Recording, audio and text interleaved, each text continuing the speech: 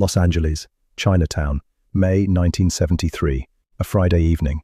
The Golden Phoenix restaurant on Broadway Street had 43 customers inside that night, candles on every table, smell of jasmine rice and roasted pork drifting through the front door. A man named Raymond Chow was at table 9, near the back wall, facing the entrance, the way men who have learned to watch doors always sit. Raymond was not a fighter. He was 145 pounds, 5'8", a Hong Kong film producer who had come to Los Angeles to finalize contracts. Two men walked in through the front entrance at 8:47 p.m., not customers. One of them was carrying a folded envelope. The other had not taken his eyes off Raymond since before the door opened. They were known in Chinatown. Jimmy "Lock" Reeves, 6'2", 235 pounds, 9 years working the collection circuit from Chinatown to East Hollywood. The second man, Marcus Webb, 6 foot even, 220 pounds, former amateur boxer, 8 years in the same operation. Combined weight, 455 pounds. They moved between the tables without touching anything. The restaurant went quiet, the way restaurants do when something wrong walks in. Not silence from music stopping, silence from people sensing it. Every person in that room understood within 6 seconds that Raymond was in danger. What they did not understand, what none of them had calculated, was the man sitting across from Raymond. 5'7", 140 pounds, dark jacket, no expression. He had not moved since the two men walked through the door.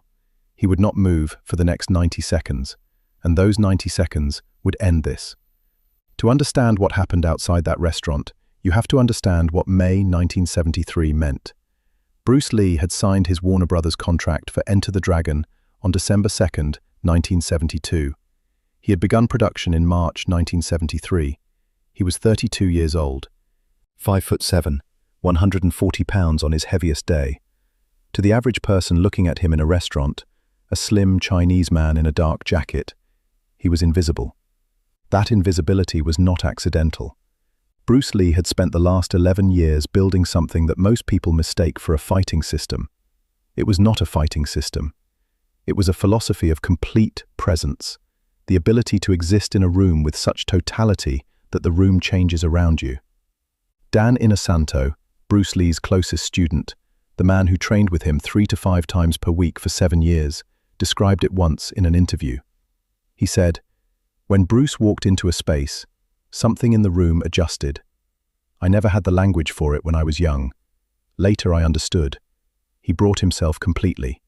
There was no part of Bruce Lee somewhere else." That description matters for what happened on Broadway Street, because the two men who walked into the Golden Phoenix that Friday, Jimmy Reeves and Marcus Webb, were professionals. 9 years and 8 years respectively. They had walked into 200 restaurants. They had read every type of room. They had looked at every type of man and made a calculation in under 4 seconds. They made a calculation that night. They made it wrong. Jimmy Reeves would later say, to the one person he told this story to, that he had noticed Bruce Lee at the table the moment they entered. He described him as still in a way that didn't make sense. He said, "I've read hundreds of rooms. That man did not fit the read."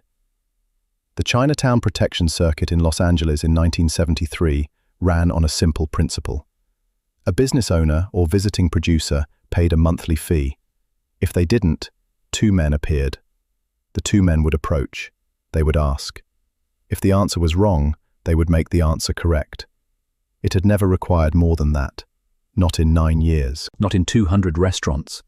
Raymond Chow had been in Los Angeles for 3 days, finalizing the American distribution deal for Enter the Dragon. He had not paid the fee. He did not know he was supposed to pay the fee. That distinction, known to him, unknown to the circuit, did not change what walked through the door at 8:47 p.m. What it changed was who was sitting across from him.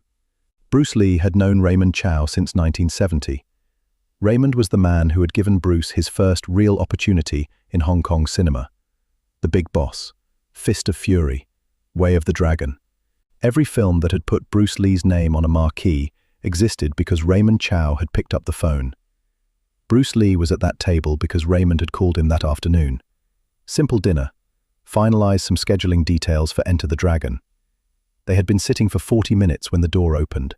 Bruce had placed his back to the wall, out of habit. He watched Jimmy and Marcus the moment they came through the door. He said nothing. He did not change his posture. He did not put down his tea. He simply watched. Here is what was objectively true at 8:47 p.m. on that Friday. Jimmy Reeves, 6'2", 235 pounds, 9 years of collected experience in physical enforcement, former longshoreman, hands like a ship's rope, wide, hardened, heavily calloused. Marcus Webb, 6 foot even, 220 pounds, former amateur boxer with an 8-year record in the circuit, known in the operation for ending situations before they required escalation. Combined physical mass, 455 pounds. Combined experience, 17 years. Bruce Lee, 5'7", 140 pounds. The question every person in that restaurant was asking without words was a simple one. What does a 140-pound man do when two men weighing a combined 455 pounds walk toward his friend? The answer Bruce Lee gave that night was 9 words. Not a punch, not a kick, 9 words. And the manner in which they were delivered would not leave Jimmy Reeves for the remaining 40 years of his life. Every physical calculation in that room pointed to one outcome. Raymond was going to be walked outside. The conversation was going to happen in the alley. And the man in the dark jacket across from Raymond, whoever he was not going to change that. That was the professional assessment. That was the read. And it was not irrational. If you placed Bruce Lee's measurements against Jimmy Reeves on paper, height, weight, mass, reach, the paper would give you one answer. The paper would be wrong. But the paper did not know that yet. Jimmy and Marcus moved between tables 8 and 10. They reached table 9. Jimmy placed both hands flat on the table. He leaned forward toward Raymond. He said, "We need a word outside." Not a question. Raymond did not respond. He looked at Bruce. 43 people inside that restaurant held the same breath. The candle on table 9 did not move. Bruce Lee set his tea down. Slowly. He did not stand up. He looked at Jimmy Reeves with the kind of stillness that has no name in English. The Japanese call it zanshin, the awareness that remains after the movement, the attention that fills a space completely without making a sound. He said, "He's not going anywhere tonight." 5 words. Flat. No rise at the end, no fall, no threat layered underneath. Just 5 words delivered from a body that had not moved a single unnecessary millimeter since Jimmy and Marcus had entered the room. Jimmy Reeves was 9 years in the circuit. He had read every type of man.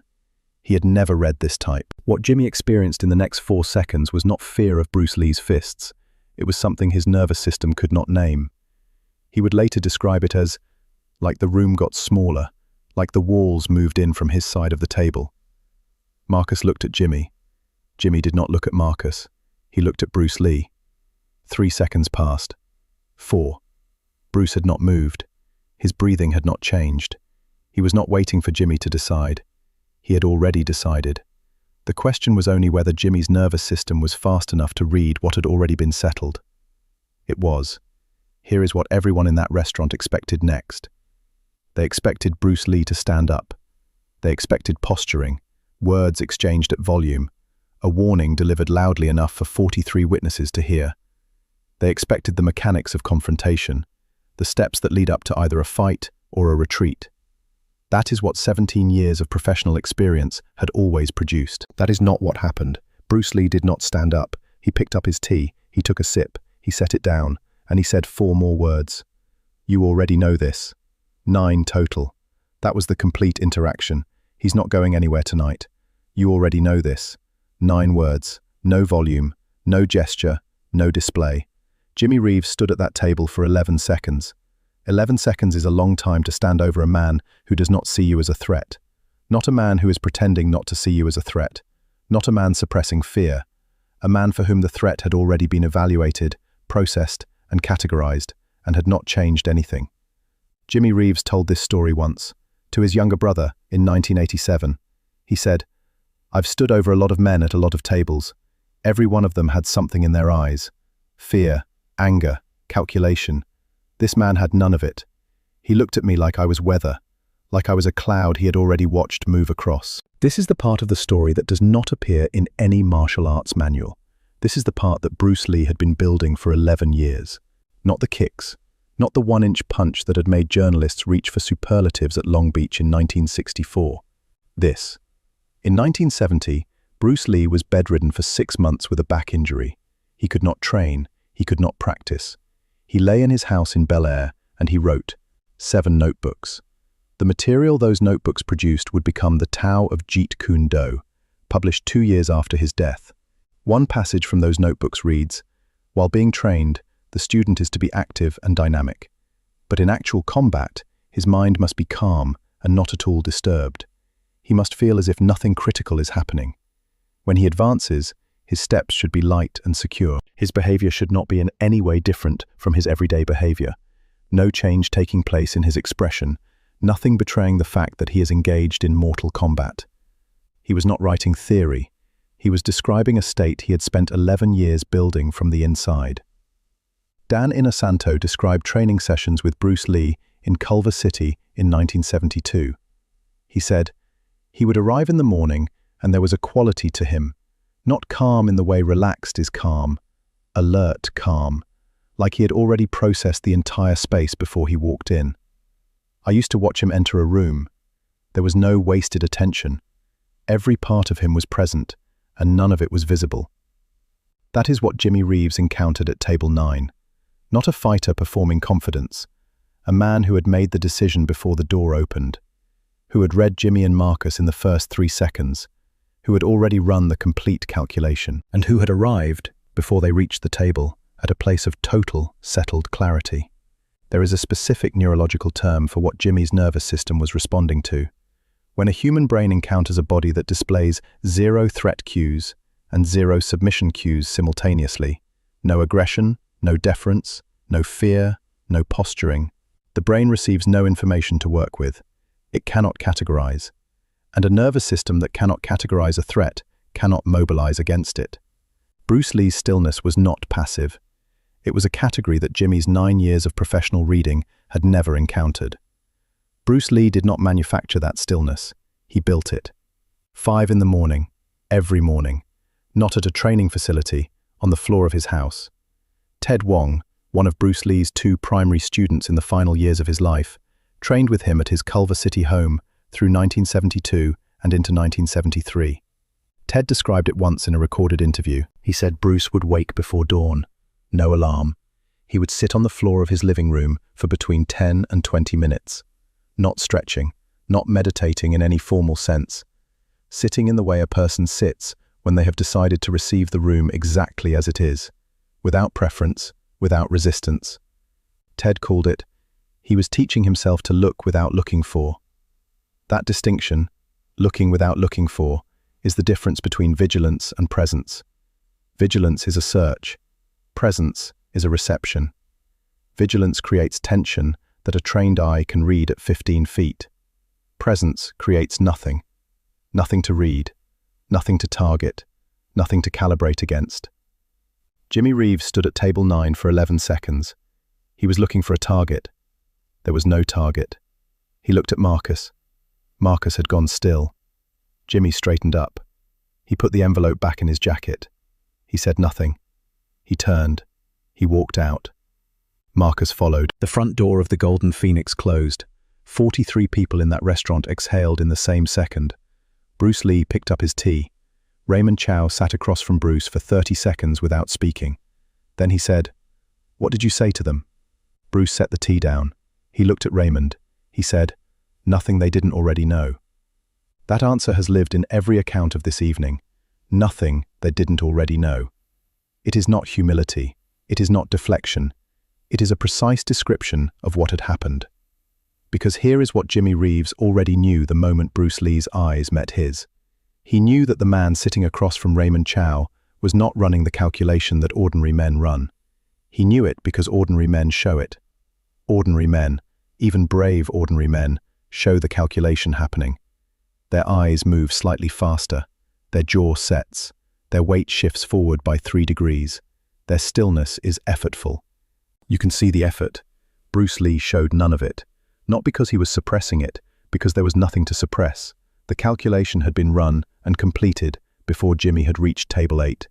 What Jimmy saw at Table 9 was a man who had already arrived at the other side of the decision. and the only decision Bruce had reached was this. Raymond was not going outside. That was settled. Everything else, what Jimmy might do, what Marcus might do, what 43 witnesses might see, existed inside that settled fact, not outside it. In the Enter the Dragon boat scene, filmed just 6 weeks after this Friday evening, Bruce Lee's character delivers one of the most precise descriptions of what happened at the Golden Phoenix. A man on the boat challenges him.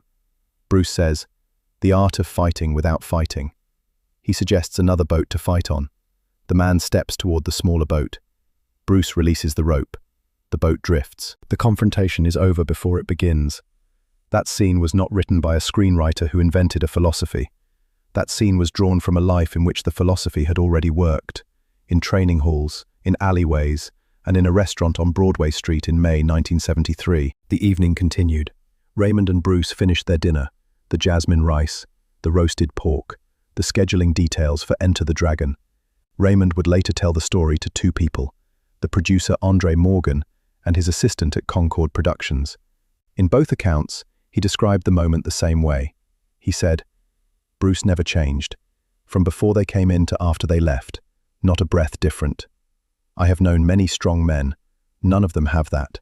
Strength that does not need to show itself is a different category of thing entirely." Enter the Dragon wrapped in late June 1973. Bruce Lee was back in Hong Kong by early July. He collapsed at Golden Harvest Studios on July 5th during a dubbing session. He was 32 years old. He died on July 20th, 1973. 26 days after the last day of filming. The film was released on August 19th, 1973, 3 weeks and 6 days after his death. 40 million people watched it in the first year. They watched the boat scene. They heard the line, "The art of fighting without fighting." Most of them thought it was clever dialogue. It was not clever dialogue. It was a report. Bruce Lee did not invent the idea in a script-writing session. He built it, layer by layer, every morning before the city woke up. 5 in the morning, the floor of his Culver City home. Ted Wong described the practice once in a recorded Q&A with a group of JKD students in 1998. He said, "Bruce would sit on the floor before any physical training. Not long, 10, sometimes 20 minutes. He was not doing anything visible. But if you came in and interrupted, you felt something shift, like you had disturbed a surface that was completely smooth." Ted had a phrase for what Bruce was doing. He called it receiving without searching, looking at a room without looking for anything in it, listening without listening for a specific sound, open in every direction simultaneously. This is harder than it sounds. The human brain is designed for searching. The brain scans, it categorizes, it files incoming data against known patterns. That scanning process is audible, not in sound, in posture, in micro-expressions, in the precise way attention directs itself. A trained eye, and Jimmy Reeves had a trained eye, can read scanning at 40 feet, can read a man's attention even when the man believes he is still. Bruce Lee's morning practice was not meditation for peace. It was training for something specific. He was training his attention to stop scanning, to receive instead. The Tao of Jeet Kune Do contains one line that describes this more precisely than any explanation. If nothing within you stays rigid, outward things will disclose themselves. Moving, be like water. Still, be like a mirror. Respond like an echo. A mirror does not search, a mirror receives. And when a man becomes a mirror, when every scanning quality is removed from his presence, the person standing in front of him sees only themselves. Jimmy Reeves stood at table 9 for 11 seconds. He did not see a threat to overcome. He saw himself reflected in a surface that had no resistance. And in that reflection, he saw something he did not like. He saw his own weight, his own mass, his own 9 years. Reflected back at him without judgment, and therefore without the confirmation those 9 years needed to proceed. This is precisely what Bruce Lee wrote in his notebooks in 1970. He wrote, "The consciousness of self is the greatest hindrance to the proper execution of all physical action." Jimmy Reeves that night was not stopped by Bruce Lee's power. He was stopped by his own self-consciousness, a self-consciousness that Bruce's perfect stillness had held up like a mirror. The practice cost something. Ted Wong noted it in that same Q&A. He said, "The completeness Bruce brought. It was not easy to be around constantly. He was always fully there. There was no part of him absent. That is rare. Most people spend time with you while being somewhere else. Bruce did not have a somewhere else. It required something from the people around him. Not everyone wanted to give it. Full presence is not comfortable for those who are not present themselves. It is a mirror held at close range. Jimmy Reeves found that out at table 9. 43 witnesses found it out from 15 feet. Raymond Chow found it out from across a plate of jasmine rice. And 3 weeks after that Friday evening, when Bruce Lee stood on a boat for the Enter the Dragon shoot and delivered a line that the screenwriter had placed there almost as an afterthought, the art of fighting without fighting. Every person on that crew understood that they were not watching an actor deliver a line. They were watching a man describe his life. There is a thing that gets lost in every Bruce Lee story. Every story about presence, about stillness, about the room changing when he walked in. The thing that gets lost is what that presence required. It required the permanent elimination of the part of yourself that is somewhere else. Most people, even disciplined, trained, committed people, live with a portion of their attention always held in reserve, worried about what happened yesterday, planning what happens tomorrow, calculating how they appear to the person across the table. That reserve portion is the escape route, the place you go when the present moment becomes too much. Bruce Lee had spent 11 years closing that escape route, not through suppression, through replacement.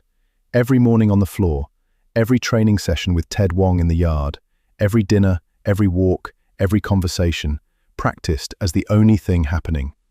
The Tao of Jeet Kune contains a line that reads, "The mind must be emancipated from old habits, prejudices, restrictive thought processes, and even ordinary thought itself.